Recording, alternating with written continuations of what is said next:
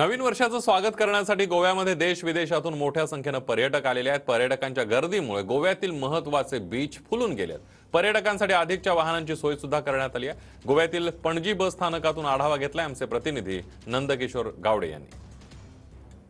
एंडसाठी आणि नाताळच्या सुट्टीसाठी मोठ्या संख्येने जे पर्यटक आहेत ते गोव्यामध्ये सध्या दाखल झालेले आहेत। ते अजून देखील वर्षाच्या अखेरीस एन्जॉयमेंटसाठी मोठ्या संख्येने जे पर्यटक आहेत ते गोव्याच्या दिशेने सध्या आलेले आपल्याला पाहायला मिळतात। समोरची आपण बघतो ही बस ठिकठिकाणी म्हणजेच कुट्टाळी असू दे, वास्को, मडगाव या महत्त्वाच्या ठिकाणी जाण्यासाठी किंवा कलिंगूड बीच अशा जे बीचेसचे जे ठिकाण आहेत त्या ठिकाणी जाण्यासाठी मोठ्या संख्येने ज्या एक्स्ट्राच्या बसेस आहेत त्या सध्या सोडण्यात आलेल्या आपल्याला पाहायला मिळतात। हा संपूर्ण जो बस स्टँड आपण बघतो हा पणजीचा मुख्य बस स्टँड आहे आणि या ठिकाणाहून संपूर्ण ज्या महत्त्वाच्या मार्ग आहेत या ठिकाणाहून जातात। त्यामुळे मोठ्या संख्येने या भागातून ज्या बसेस आहेत त्या महत्त्वाच्या म्हणजेच अनेक बीचेस असतील, क्लब असतील, क्रूज असतील, ज्या भागात मडगाव, वास्को या भागात जात आहेत त्या ठिकाणी एक्स्ट्राच्याच बस सोडलेल्या आपल्याला पाहायला मिळतात।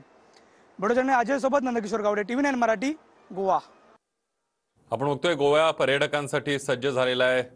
नवीन वर्षाचं स्वागत करण्यासाठी देश विदेशातून पर्यटक गोव्याला येत असतात।